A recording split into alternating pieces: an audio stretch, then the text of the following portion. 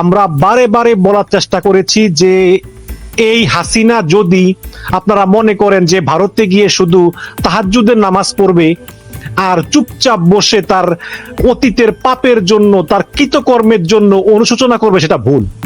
এই হাসিনা কিন্তু অনবরত মোবাইল ফোনে, ইন্টারনেটের মাধ্যমে হাসিনা এই দেশটাকে অস্থিতিশীল করার জন্য ষড়যন্ত্র করে যাচ্ছে। এটা কিন্তু আমাদের সরকার, আমাদের এই ইউনূস সরকার এটা কতটুকু উপলব্ধি করতে পেরেছে সে ব্যাপারে কিন্তু আমি ঠিক নিশ্চিত নই, কিন্তু এই হাসিনা ক্রমাগত ষড়যন্ত্র করে যাচ্ছে। আজকে আপনারা দেখলেন যে কিভাবে এই আনসারদেরকে লেলিয়ে দিয়ে সাধারণ ছাত্রদেরকে কিভাবে আহত করা হলো। ঢাকা মেডিকেল কলেজ হাসপাতালে অন্তত 100-রও বেশি আহত শিক্ষার্থী। মাত্র 2 সপ্তাহ আগে হাজার হাজার শিক্ষার্থী মারা গেল, তারপর হাসিনা দেশ ছেড়ে পালিয়ে গেল। 2 সপ্তাহ হয় নাই, আবার আজকে প্রায় 100-রও বেশি শিক্ষার্থী ঢাকা মেডিকেল কলেজ হাসপাতালে কাতরাচ্ছে। তার মানে এই শিক্ষার্থীদের জীবনের কোনো মূল্য নাই, এই শিক্ষার্থীদেরকে যে যা খুশি তা করবে। এই হাসিনা প্রথম পালিয়ে যাওয়ার পরে করলো কি, আর্মি দিয়ে কু করার চেষ্টা করলো, বড় বড় আর্মিদেরকে সরিয়ে দেওয়া হলো, যারা উচ্চ লেভেলের সেনাবাহিনীর লোক আছেন। তারপর করলো কি, তারপর বিচারিক কু করার চেষ্টা করলো, সেই ওই যে ওবায়দুল হাসান, তারপর এনায়েতুর রহিম, এই ধরনের আপিলের ডিভিশনের বিচারপতিদেরকে দিয়ে একটা রুল জারি করার চেষ্টা করলো, সেখানেও ব্যর্থ হলো।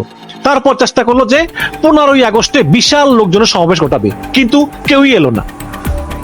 এখন এই আজকে এই আনসার বিডিবি, এবং আপনারা দেখবেন যে কি ষড়যন্ত্র হচ্ছে। এই আনসার বিডিবিকে দফায় দফায় ওদের সঙ্গে বৈঠক করা হলো, ওদের সব দাবি দেওয়া মেনে নেওয়া হলো, ওরা সচিবালয়ে ঘেরাও করে রাখলো, কেউ কিচ্ছু বললো না। এবং এই আমাদের সরকার, ইউনূস সরকার, আমরা সবাই বলি যে ইউনূস সরকার আমাদের সরকার, ইউনূস সরকার ছাত্র জনতার আন্দোলনের ফসল। কিন্তু ভাই, এত সহজ সরল হলে কি সরকার চালাবেন কিভাবে? 4-5 দিন আগে 200-300 শিক্ষার্থী সচিবালয়ে ঢুকে বলল এসএসসি পরীক্ষা বাতিল করতে হবে, বাতিল করে দিলেন। এটা কোনো কথা? ওই পথ দেখিয়ে কিন্তু আজকে এই আনসার সদস্যরা সচিবালয়ে ঘেরাও করে রেখেছে 12-13 ঘন্টার উপরে, কাউকে ঢুকতেও দেয় না, কাউকে বেরোতেও দেয় না। আর ইউনূস সরকার গণতান্ত্রিক সরকার বলে তারা চুপ করে বসে আছে। আমি যদি আজকে ইংল্যান্ডের পার্লামেন্ট ভবনে জোর করে ঢুকতে চাই, আমাকে তো তারা গ্রেপ্তার করবে। এটা তো বুঝবে না যে যে এই যে এই ছেলেটা ঢুকতে চায় পার্লামেন্টে, এটা ওর গণতান্ত্রিক অধিকার না, আমাকে গ্রেপ্তার করবে। আমি যদি ওয়ার্ল্ড টপ কি ঢুকতে চাই, আমাকে শুট করবে।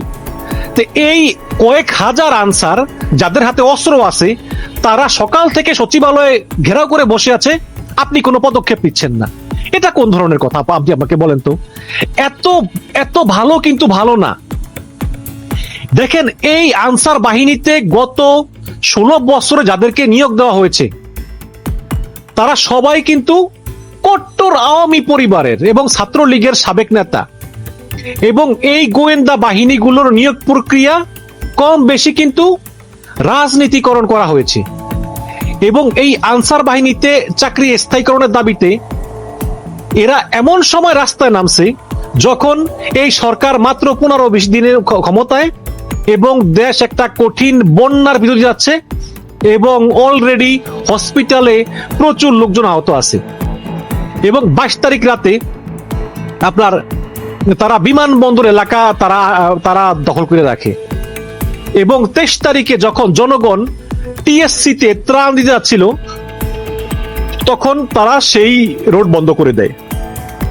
এবং তারা 24 তারিখে ইন্টারকন্টিনেন্টাল থেকে শাহবাগে বিচ্ছিন্নভাবে ছিল।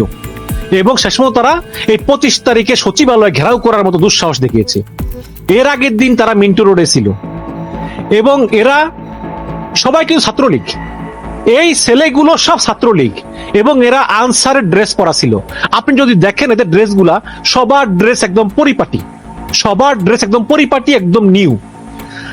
আপনাদের খেয়াল আছে মেজর জেনারেল আমিনুল হক, যে হচ্ছে শরীয়তপুরের এমপি, সাবেক পানি সম্পদ মন্ত্রী এনামুল হক শামীমের ভাই, সেই মেজর জেনারেল আমিনুল হক, তাকে মাত্র 3-4 দিন আগে এই আনসার ব্যাটালিয়নের মহাপরিচালক পদ থেকে বাদ দেওয়া হয়েছে। আমরা ইউনূস সরকারকে বহুবার বলেছি যে একে বাদ দিন, কারণ যখন কোটা আন্দোলন হয় তখন এই মেজর জেনারেল আমিনুল হক তিনি বলেছিলেন যে এরা এই কোটা আন্দোলনকারীরা বিএনপি জামাতের সন্ত্রাস। তো এই আমিনুল হককে যখন বাদ দিলেন, এই আমিনুল হক কিন্তু তার আগেই প্রচুর আনসারদের যে ইউনিফর্ম গুলো আছে এগুলা তার কাছে হাজার হাজার তার গোপন জায়গায় জমা করে রেখেছে। এই ইউনিফর্ম গুলো আজকে যেই সব স্বল্প পরিচিত ছাত্রলীগ তাদেরকে বা যুবলীগ তাদের গায়ে দিয়ে তাদেরকে এখানে পাঠিয়েছে। এর ভিতরে আবার কিছু শর্টগান, এই আনসারদের হাতে শর্টগান, তারা এই শর্টগান দিয়ে ছাত্রদেরকে নির্বিচারে গুলি চালিয়েছে। পৃথিবীর কোন দেশে আছে এরকম যে দাবি আদায়ের জন্য দাবি আদায়ের জন্য আসছেন, ভালো কথা, দুপুরবেলা স্বরাষ্ট্র উপদেষ্টার সঙ্গে বৈঠক হয়েছে, সেখানে বলা হয়েছে সব দাবি দেওয়া মেনে নেওয়া হবে এবং আনসারদের যে 2 বছর পর 6 মাস যে রেস্ট পিরিয়ড থাকে ওই রেস্ট পিরিয়ডটা বাতিল করে দেওয়া হবে, ওই রেস্ট পিরিয়ড থাকবে না, বেতন বাড়ানো হবে, সব করা হবে, একটু সময় দাও, বন্যাটা যাক, কাকতি মিকতি করে। তখন তারা রাজি হয়ে চলে যাওয়ার পরে অদৃশ্য কোন একটা জায়গা থেকে সংকেত আসে যে চলে যাওয়া যাবে না। ওরা 3-4 হাজার লোক সচিবালয় চারপাশে, ওরা আবার ফিরে এসে তারা সচিবালয়ের সবগুলো গেট বন্ধ করে দেয়। ভিতরে হাজার হাজার মানুষ সচিবালয় চাকরি করে, নারী আছে, তারা কান্নাকাটি করতেছে যে আমাদের বাড়িতে সন্তান আছে, আমাদের সন্তানদেরকে ওই যে ইয়ারা পালে, ওই যে কেয়ার সার্ভিস আছে না, তারা এসে পালে, তারা চলে যাবে। অনেকে আছে আবার ওই দেওয়াল টপকিয়ে পালায়, মহিলারা তো তাও পারে না, ভিতরে খাবার দাবার নাই, কিছু নাই, এভাবে সরকারকে জিম্মি করে রাখে। ইউনূস সরকারকে আমি বলবো, এটা কোনো কথা? আপনারা কেন এদেরকে এতটুকু করতে দিলেন? এখন এই ছাত্রলীগ এই আনসারের ড্রেস পরা ছিল এবং আপনার এই ছাত্রলীগ, আপনারা জানেন যে কোটা আন্দোলনের সময় কিন্তু ছাত্রলীগ পুলিশের পোশাক পরে এই হামলা করেছে এবং আমরা দেখলাম যে এই ছাত্রলীগ করতো কি, তারা পুলিশের পোশাক পরে, তারা রান্দা হাতে, তারা সাধারণ ছাত্র ছাত্রীদের মাঝে ভিড়ে তারা পিটাতো, পরে আবার তারা এই পোশাক চেঞ্জ করে ভালো হয়ে যেত, বলতো যে ছাত্রলীগের কোনো সম্পৃক্ততা নাই। আজকে ঠিক একইভাবে সেই ছাত্রলীগ আনসার হয়ে মাঠে নেমেছে, হাতে লাঠি, মাথায় হেলমেট, গায়ে আনসারের কাপড় এবং সেই ফ্লাইং কিক। ছাত্রলীগ যেভাবে দূর থেকে ফ্লাইং কিক মারতো, মানে একদম দূর থেকে লাফ দিয়ে এসে আপনার পাশে লাথি মারবে, ঠিক একইভাবে এই আনসারগুলো ফ্লাইং কিক মারতেছে। আপনারা দেখবেন যে সিস্টেম কিন্তু একই। ছাত্রলীগ যেমন প্রথমে ঘিরে ফেলে, তারপর লাথি মেরে মাটিতে ফেলে দেয়, তারপর লাঠি আর হকি স্টিক দিয়ে মারে, ঠিক একইভাবে এই আনসারগুলো ঠিক একইভাবে সাধারণ শিক্ষার্থীদেরকে মেরেছে। আপনি এখন ঢাকা মেডিকেলে যান, আপনি দেখবেন যে শত শত স্টুডেন্ট ওরা মেরেছে। ওরা দুপুর থেকে সচিবালয়ে ঘেরাও করে রেখেছিল, বলছিল যে দাবি মানা না হলে কাউকে বেরোতে দিবে না। দাবি মানার পরে আবার বলতেছে যে প্রজ্ঞাপন জারি করা হবে। কিরে ভাই, সরকারি যে আদেশ, এটা কি হাতের মোয়া যে এখনই বললো এখনই প্রজ্ঞাপন জারি করবে? তো এই হচ্ছে কি অবস্থা। এবং এই আনসার বিডিপির প্রধান একজন হচ্ছে 2 স্টার মেজর জেনারেল, সেনাবাহিনীর প্রধান, তার 2টা উপরে, আর আরেকজন হচ্ছেন 4 স্টার জেনারেল। তো এরা কিন্তু এই সেনাবাহিনীর লোকরা কিন্তু এই আনসার বিডিপির প্রধান। আপনারা দেখেছেন যে সেনাবাহিনীর কিভাবে এই সেনাবাহিনীর লোকজন আগে এইভাবে গুম খুন এগুলো করেছে। এখন একটা কথা বলি, আনসার কিন্তু এখানে 2টা, একটা হচ্ছে আনসার ব্যাটালিয়ন, কমব্যাট আনসার, তারা কিন্তু এই আন্দোলনের সঙ্গে সম্পৃক্ত না। কমব্যাট আনসার তারা হচ্ছে 6 মাস ট্রেনিং নিয়ে তারা আনসার হয়, আর এগুলি যে আনসার হচ্ছে এগুলি হচ্ছে ছাত্রলীগের আনসার, যেগুলি একদিনের ট্রেনিং নেয়, জলপাই কালারের ড্রেস পরে। এগুলো যেই ছাত্রলীগের কোনো মেধা নাই, কোনো লেখাপড়া নাই, শুধু ওই মানে ছাত্রলীগ এবং মারামারি পারে, ওগুলিকে এই মেজর জেনারেল আমিনুল হক, আওয়ামী লীগের নেতা এই আমিনুল হক 45,000 ছাত্রলীগের এই অকর্মণ্য প্রোফাইলগুলিকে এই আনসার বিডিপি হিসাবে নিয়োগ দেওয়া হয়েছে। তো এখন এই যে মেজর জেনারেল আমিনুল হক, এই আমিনুল হক তাকে 5-6 দিন আগে তাকে অপসারণ করছে এই আনসার ডিজি থেকে। অবিলম্বে তাকে গ্রেপ্তার করা হোক, কারণ এই যত সব কাজগুলো এগুলো সব সে করাচ্ছে। যখন দুপুরে দাবি মেনে নেওয়া হলো, তারপর তিনি আনসারদেরকে নির্দেশ দিয়েছেন যে তোমরা মাঠে থাকো, তোমরা যাবে না। এবং এই আমিনুল হকরা কিন্তু ষড়যন্ত্র করতেছেন। এখন দেখেন এই আনসার, তারপরে দেখবেন পল্লী বিদ্যুৎ অলরেডি ঘোষণা করেছে যে তারা এবার মাঠে নামবে। তারপর ওয়াসা, তারপর তিতাস, এরপর পেট্রোলিয়াম, তারপর পোর্ট, মানে একের পর এক এই রোড দখল করে, ওই রোড দখল করে, ইউনূস সাহেবের বাসা দখল করে, সচিবালয় দখল করে। সরকার আসছে মাত্র 20টা দিন। 15টা বছর কোথায় ছিলেন রে ভাই? 15টা বছর তো একটা দাবি দেওয়া নিয়ে কোনদিন মাঠে নামতে দেখি নাই। এখন এই ইউনূস সরকারের 20টা দিন আপনাদের এত দাবি দেওয়া কেন? এই আনসাররা রাস্তা বন্ধ করে রেখেছে, ত্রাণ ঢুকতে পারে না ভাই, ত্রাণ ঢুকতে পারে না। এখন সরকার যদিও সাধুবাদ জানাই, একটু আগে ডিএমপি ঘোষণা করেছে যে সচিবালয় এলাকায় এবং ডক্টর ইউনূসের বাসভবনের এদিকে কোন সভা সমাবেশ নিষিদ্ধ।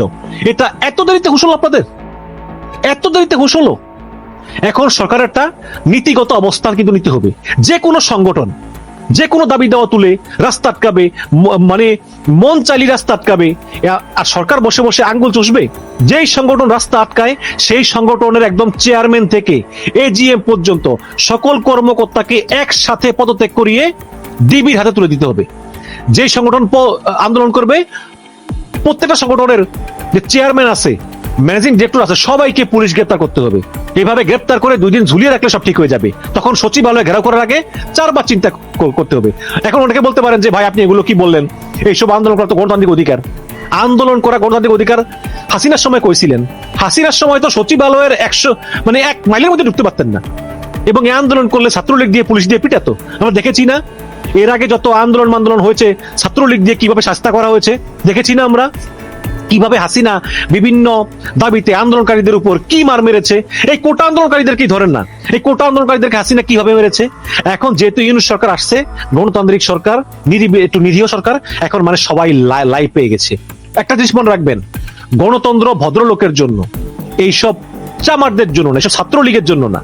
এবং সব জায়গায় কিন্তু এই আওয়ামী লীগের বীর্য বসে আছে। এদেরকে যদি আপনারা ভালো ব্যবহার করেন, এরা কিন্তু আপনাদেরকে এগুতে দিবে না। যদি গণতন্ত্র না বোঝে, শুধু মায়ের হবে, মায়ের উপর কোনো ওষুধ নাই। এদেরকে এই যে মেজর জেনারেল আমিনুল হক, একে শুধু বরখাস্ত না, এদেরকে গ্রেপ্তার করতে হবে, পাসপোর্ট জব্দ করতে হবে, এদের ব্যাংক অ্যাকাউন্ট জব্দ করতে হবে। এগুলো করতে হবে, এগুলো সরকারের উচিত। এবং সরকার, এই যে ইউরো সরকার চাইতেছে সবাইকে খুশি করতে, সরকার কিন্তু সবার খুশি মতো চলতে পারবে না। আমি প্রথম দেখলাম যে আর এই আনসারদের জন্য এত ছাত্র গেল কেন? এটা তো ছাত্রদের কাজ নয়।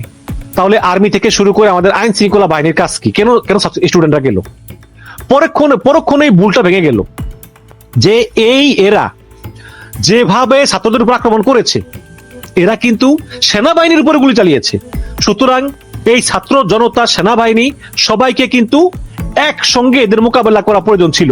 এবং আমি দ্ব্যর্থহীন কণ্ঠে বলতে চাই, দর্শক, ছাত্র জনতা, আজকে যারা আমার এই লাইভ শুনছেন, স্বৈরাচারী হাসিনার ষড়যন্ত্র যতদিন চলবে ততদিন ছাত্র জনতা রাজপথ ছেড়ে দিবেন না। ছাত্র জনতার শক্তি আজকে সবচেয়ে বড় কার্যকর শক্তি। এই ছাত্র জনতার শক্তি এত বড় যে আজকে আধা ঘন্টার ঘোষণায় 20,000 ছাত্র রাজপথে নেমে এসেছে। এই বিকল্প আপাতত কিছু নাই। এর ছাত্র জনতা রাজপথে থাকবেন। আগামীকাল থেকে শাহবাগ, সচিবালয়, ইউনূস সাহেবের বাসভবন কেউ আর ঘেরাও করার শক্তি বা সাহস পাবে না। এবং যদি কেউ ঘেরাও করে, তাদেরকে চরম শিক্ষা দেওয়া হবে। এবং আনসার সদস্য এরা না, দর্শক।